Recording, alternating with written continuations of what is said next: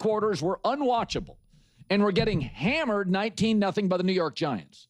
They came back to win a wild, wild shootout. But what I really watched in this game and what I really saw, and I'm sure you saw, two franchise quarterbacks.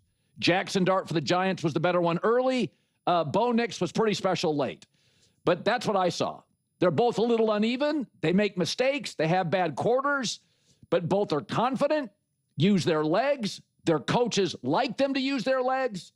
And, running quarterbacks, for the record, are very effective. In fact, it's Patrick Mahomes' breaking ball.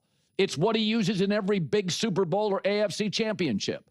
So Jackson Dart, mobile, doesn't take his eyes off down the field. Same with Bo Nix. Bo Nix had 4 first downs running and 2 touchdowns. I don't know why Sean Payton doesn't run him more. They're both excellent at it. And when you're learning to decipher NFL defenses, pick up first downs. Russell Wilson did it. Mahomes did it. Lamar did it. You're good enough in the pocket, but you're not going to be great in the pocket because both Bo and Jackson Dart, unlike Mahomes, had to play like in September of their first year, right, with imperfect rosters. And neither one of them got, Andy Reid. So everybody keeps doubting Bo Nix because, like a lot of young quarterbacks, he's uneven. He just had the greatest quarter of any NFL football player ever, scoring 33 points. And it's like Klay Thompson. Remember, Klay Thompson once scored 37 points in a quarter. Remember that with the Warriors, 37 points? That doesn't make him better than Steph Curry or better than KD, but it makes him a Hall of Famer and it makes him a great player. Bo Nix is never going to be Mahomes. He doesn't have that ceiling. He's never going to be Josh Allen. He may never be Lamar or Justin Herbert. But he's Klay Thompson. He's going to be involved in championships. He's going to be involved in winning a lot of football games. And so that's what I see. Bo can be very, very hot and cold. But in the fourth quarter this year alone, Bo Nix has 3 game-winning drives. That is a season's worth. And he's still a kid. I would prefer a complete game. I would love a great first quarter and a great third quarter. Bo against really good teams, and the Giants' defense is really good and was excellent for 3 quarters. That's not what he is yet. And by the way, the Jackson Dart drive on what we thought at the time was a game-winning drive. I thought it was so smart. I didn't love the PI call. In that kind of consequential moment, I don't like that PI call, but they called it. It is what it is. Peyton didn't like it either. But again, I thought Jackson Dart. Here's what I really noticed with both these guys. Bo Nix and Jackson Dart. They're not overwhelmed by the moment. They're not rattled. They're not frenetic. They're actually, I think Bo Nix focuses better and is more confident trailing late. I think Jackson Dart, maybe it's great-looking kid. I don't know what it is, but Jackson Dart never feels overwhelmed. Okay, Jackson Dart was literally overwhelmed and threw one of the most brutal interceptions right at the Denver Broncos. So, no. Bo Nix is never overwhelmed. So let's relax on that. Listen, they're not afraid. Jackson Dart isn't afraid. Bo Nix isn't afraid. But there was a difference here. Okay? In the most important moments, let's be very, very clear. In the most important moments, Bo Nix absolutely rose to the occasion, making pinpoint accurate perfect throws. Jackson Dart could have thrown like 8 interceptions in the final 8 throws essentially. Seriously, I'm watching this game and I'm like, the Denver Broncos are going to lose this game because they keep dropping the interceptions to ice the game out.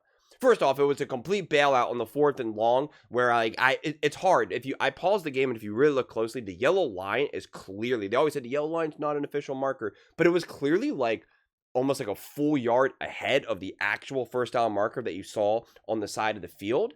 So it was but I still think the guy was short of the yard to gain, but then he might have reached, but then obviously it was the roughing the passer. So still a nice throw, still a nice play, but still potentially short, but it doesn't matter. But then he almost threw the 1 interception. I forget who it was, but 2 Broncos players dropped it.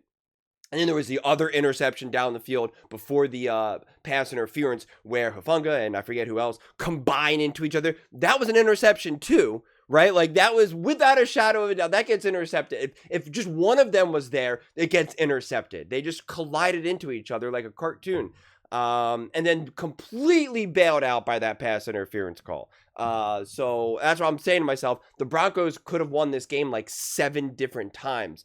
And again, Jackson Dart's not afraid of the moment, but like Bo Nix in those moments in that fourth quarter was essentially, absolutely, positively flawless. And I know Sean Payton's freaking out. Mike Collins like, well, Sean Payton didn't agree with it too, and I get it. And it only ended up being a yard, because half the distance to the goal and whatnot. But like Sean Payton's got to control himself in that moment. I mean, like you're watching football here. That's not what coaches ever do, right? This isn't basketball. This isn't baseball. And he was literally on the field, like in the middle of you just don't see that sort of thing. And I know he was all worked up and I know he was all angry. Like, I get it. But like, still, I don't know. You gotta compose yourself a little bit more. You also gotta like rally the troops here. And this is what's so great, because Colin's like, what we thought was going to be a game-winning drive. I never thought that. That's why I was saying, I hope this is a touchdown. Because then we'll actually get, like, when they were like, is Jackson Dart's knee down? Is it not? Because I'm just like, you want them to score. 30 seconds is enough for the Broncos now to lead. And that is the key point. You're watching this game with the Denver Broncos. Now, you probably didn't feel this way for the first three quarters. But when you were watching this game, you were thinking, the Denver Broncos and Bo Nix can win this game. They can get into field goal range. You believed it. You can't say that about every other team. There's other teams where you're like, yeah, it's possible, but do I believe it? Do I actually feel that there's a high chance of this happening? And with the Denver Broncos and Bo Nix, you're like, yeah, there is a high chance of this actually happening. And that's exciting. That to me is probably the biggest point there, more than the actual 33 points in the fourth quarter, is that when it matters most, when the moment is at its highest, when the stakes are at the highest, do you believe that your team, that your quarterback, that your franchise can get it done? And you could. And in the most craziest of moments.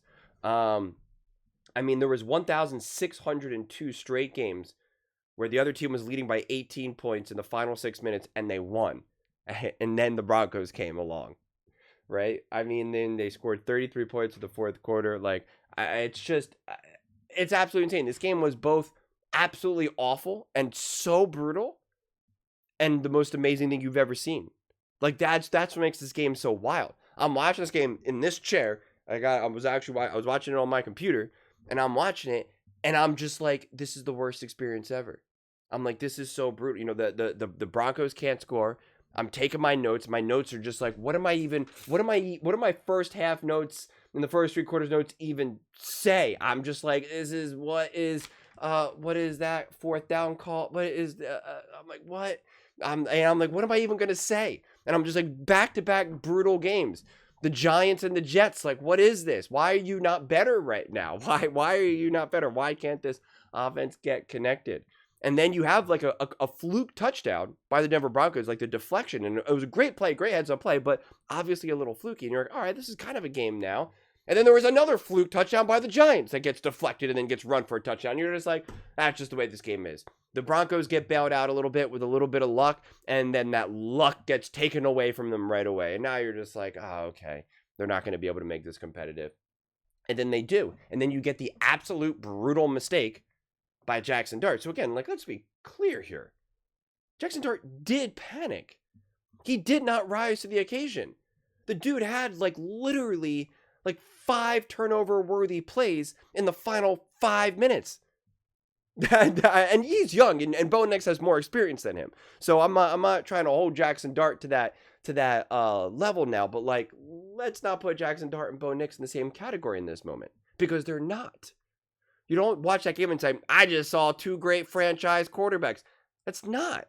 And one of Jackson Dart's big touchdowns was like a 40-some yarder that was off that deflection.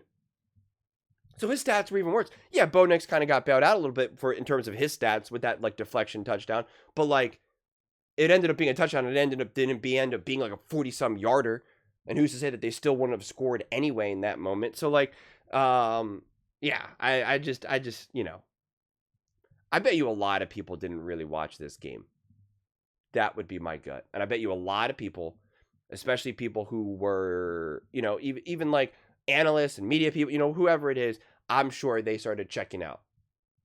going into the fourth quarter. And then there's other games going on. But the truth is, the other games that were going on at that moment weren't the most interesting either. The Commanders and the Cowboys game, you know, Jane Daniels got injured, and that game was just weird from the jump. The Chargers and the Colts game was weird from the jump. Like, there wasn't like exactly like a ton of exciting moments. And so that's why I'm just sitting here, and I'm literally just like this. I'm like leaning back, and I'm just like, you know, just contemplating my existence. And I'm just like, oh God, I can't wait to have everyone jump in the comment section and tell me how trash the Broncos are and how bad Bo Nix is. And people are already doing that. People were already filtering in the comment section. They were like, oh, you were right about Jalen Hurts, but what about Bo Nix? You're wrong, you're wrong, you're wrong.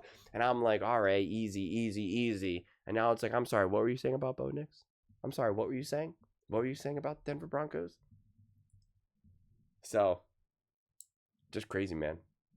Absolutely wild game, exciting game. There's no point to even talk about the game itself outside of just the moment, right? There's no point in actually dissecting, like, what about this play? What about that? Well, the second quarter and the third, because it's just like, what's even the point?